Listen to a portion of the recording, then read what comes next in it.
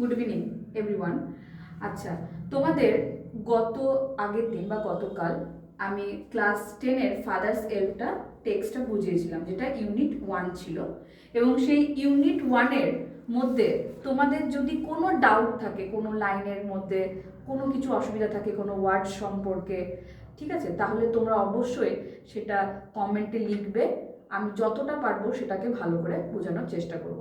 আজকে দেখো বোর্ডে আমি বলেই দিয়েছি, মার্ক করে দিয়েছি, সেই ওই টেক্সটার মধ্যে সেকেন্ড ইউনিটটা আমি স্টার্ট করব।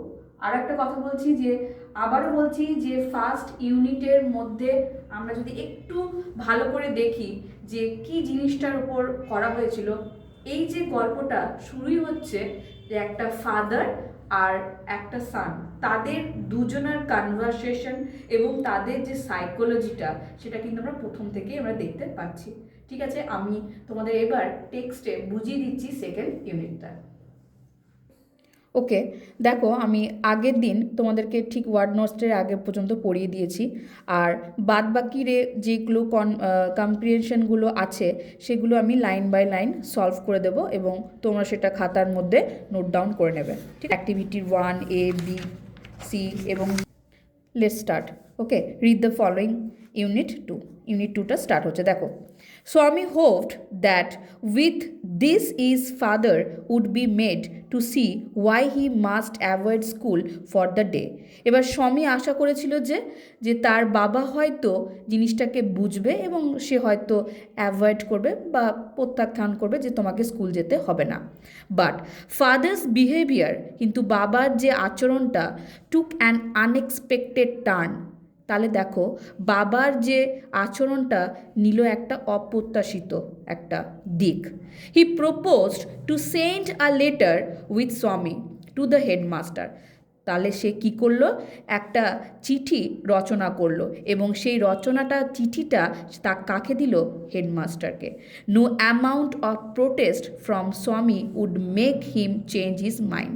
তাহলে এত প্রকারের যে সে কৌশলগুলো নিয়েছিল বা অবলম্বন করেছিল, কোনোটারই কিছু কাজ হলো না এবং তার যে দাবিটা, প্রোটেস্টটা কিসের, যে স্বামীর, কিছুই কিন্তু পরিবর্তন করতে পারলো না। কার পরিবর্তন করতে পারলো না, আমাকে উত্তরে জানাবে তো এখানে কমেন্টে, যে কার মাইন্ড চেঞ্জ করতে পারলো না। হিজ মাইন্ড, কার চেঞ্জ করতে পারলো না। ওকে, দেখো নেক্সট লাইনটা দেখো। বাই দ্য টাইম, ঠিক সেই সময়, Swami was ready to leave for school. এবার যথারীতি বাবার আদেশ এবং চিঠিটাও রচনা করে ফেলেছে এবং সেই সময় কি করলো, স্বামী রেডি হয়ে গেল স্কুলের জন্য। Father had composed a long letter to the headmaster. বাবা ইতিমধ্যে একটা বিরাট চিঠি কিন্তু কি লিখে ফেললো। And he put it in an envelope and seal it. এবং সে সেটাকে কি করলো, সেটা এনভেলপ মানে হচ্ছে খাম, সেই খামের মধ্যে চিঠিটাকে ভরে এবং সেখানে সিল করে দিতে পারলো। কেন এখানে সিল কেন বলেছে জানো, কেন বলেছে বলো তো, তোমরা আমাকে জানাবে তো কেন এখানে সিল ইট করলো, আর কেনই বা ভরলো চিঠিটা, আর কেন এত বড় একটা চিঠি রচনা করলো, আর কেনই বা হেডমাস্টারকে দিল। তোমরা যদি সত্যি প্রকৃত খুব ভালো ছাত্র হও, তোমাদের মধ্যে কিউরিসিটি থাকবে এবং সবাই আমাকে কমেন্টে জানাবে যে কেন সে চিঠিটা লিখেছিল এবং কেন সেটা সিল করেছিল। What have you written father, Swami asked apprehensively. Apprehensively মানেটা দেখো এখানে লেখা আছে। In a manner which express worry that something unpleasant may happen. তাহলে তার মধ্যে একটা যেন ভয় কাজ করছে, যার কারণে সেরকমভাবে চিন্তিত হয়ে জিজ্ঞেস করেছে, বাবা তুমি চিঠির মধ্যে কি লিখেছো। ঠিক আছে, এটাও কিন্তু একটা ন্যারেশন চেঞ্জ। ওকে, দেখো, নাথিং ফর ইউ, তোমার জন্য কিছু না। Give it to your headmaster, তুমি এটা হেডমাস্টার মানে প্রধান শিক্ষককে দিয়ে দেবে। And go to your class, এবং ক্লাসে চলে যাবে। Have you written anything about your teacher Samuel. আচ্ছা, তুমি কি টিচার স্যামুয়েল, যে শিক্ষক স্যামুয়েলের সম্পর্কে কিছু লিখেছো, কোশ্চেন করেছে দেখো। ইয়েস, প্লেন্টি অফ থিংস, কিছুটা। What has he done father, কেন বাবা সে কি করলো। এই যে কনভারসেশনটা দেখো, এখানের মধ্যে আমরা দেখতে পাচ্ছি এই ছেলেটির কিন্তু তার পরিবর্তন কিন্তু দেখা যাচ্ছে। সে যে একটা ভুল স্টেটমেন্ট দিয়েছে সেইগুলো কিন্তু এই কথার মধ্যে আমরা কিন্তু পাচ্ছি। Everything is there in the letter, give it to your headmaster. সব কিছু লেখা আছে এই চিঠিটার মধ্যে, তুমি শুধুমাত্র তোমার প্রধান শিক্ষককে দিয়ে দেবে। Swami went to school feeling that he was the worst boy on the earth. এবং স্বামী যখন এই সব কিছু শুনল এবং তার নিজেকে মনে হলো সে সব থেকে খারাপ ছেলে এই পৃথিবীতে। হিজ কনসিয়েন্স, তার বদার হিম, তার যে বিবেকের একটা দ্বন্দ্ব হলো। মানুষ যখন ভুল কাজ করলে মনের একটা গিল্ট আসে, স্বামীর মধ্যেও কিন্তু তার এই জিনিসটা এলো যে সে কিছু একটা খারাপ করেছে। He wasn't at all sure if his description of Samuel had been accurate. এবং সে নিশ্চিত ছিল না যে এই যে বর্ণটা স্যামুয়েলকে দিয়েছিল বা স্যামুয়েলের সম্পর্কে বলেছিল সেটা এক্স্যাক্টলি অ্যাকুরেট কিনা, সঠিক কিনা। He felt he had mixed up the real and the imagine. তাহলে বাস্তবে যেটা স্যামুয়েল আর কল্পনাতে এই যে দুটো জিনিস, সেই জিনিসটাকে কি করেছে, সে মিক্সড করে দিয়েছে, গুলিয়ে ফেলেছে। Swami stopped on the road side. Swami কী হয়ে গেল, থেমে গেল রাস্তার ধারে। To make up his mind, সে তার মনটাকে এবার স্থির করার জন্য অ্যাভয়েড স্যামুয়েল, মানে স্যামুয়েল সম্পর্কে যেটা সে বলবে। Samuel was not such a bad man after all. প্রকৃতপক্ষে দেখলে স্যামুয়েল কিন্তু ততটাও কিন্তু খারাপ নয় আফটার অল, সর্বোপরি। Personally he was much more friendly than the other teacher.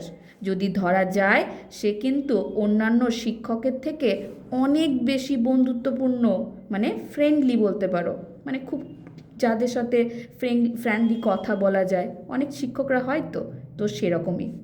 স্বামী অলসো ফেল, স্বামী আরও ভেবেছিল Samuel had a special regard for him.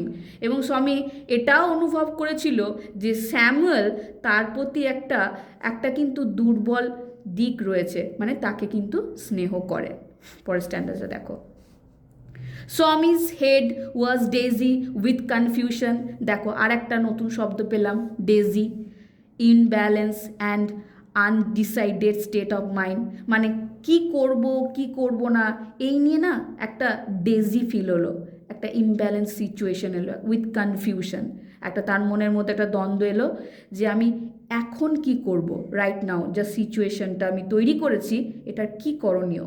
He could not decide, এবং সে স্থির করতে পারছে না if Samuel really deserve the allegation. আচ্ছা, আমি যে কথাগুলো বললাম সেগুলো কি সত্যি স্যামুয়েল ডিজার্ভ করে? এই যে অ্যালিগেশনটা দিলাম, এই যে অভিযোগটা আমি দিলাম তার উপরে, এবং সেটা কি একদম সে ডিজার্ভ করে যেটা সেই চিঠির মধ্যে লেখা আছে? The more he thought of Samuel, যতই এটা ভাবতে শুরু করলো, দ্য মোর স্বামী গ্রিভড ফর হিম, ততই দুঃখ প্রকাশ করতে শুরু করলো। To recall Swami's dark face, এবং যখন এটা ভাবতে শুরু করলো তার শুধু চেহারাটা ভাসছিল, dark face, his thin moustaches, unshaven cheek and yellow coat filled Swaminathan with sorrow. আচ্ছা, এইটুকু যে আছে না, to recall Swami's dark face, his thin whiskers, unshaven cheeks and yellow coats filled Swaminathan with sorrow. এটা একদম মানে ভেরি ভেরি ইম্পর্ট্যান্ট লাইন, অনেকবার question এসছে এই জায়গাটা থেকে। এইটা বোঝাচ্ছে অ্যাকচুয়ালি স্বামীনাথনের অ্যাপিয়ারেন্সটা, তার চেহারা, ঠিক আছে? তো এখান থেকে পুরোটা, এবং এখান থেকে দেখো অনেক কিছু জিনিস আমরা কিন্তু প্রশ্ন পাচ্ছি, যেমন তার বাস্তব আর কল্পনার মধ্যে একটা মিক্সড হয়ে যাচ্ছে, এটা কেনই বা হচ্ছে, ঠিক আছে? আর কেনই তার মুখে তার ভাবছে যে তার মুখটা তার কাছে আসছে। তাহলে এই যে যাবতীয়টা পড়ালাম তোমাদেরকে আজকে, ঠিক এতটা পর্যন্ত পড়ালাম, এইটুকুর মধ্যে যা যা ডাউট আছে নিঃসন্দেহভাবে তোমরা বলবে, কোনো অসুবিধা নেই, কমেন্টে সেটাকে জানাবে, লিখবে, এবং আমি সেগুলোর উত্তর লিখে দেখাবো এবং বলেও দেবো তোমাদেরকে। Thank you.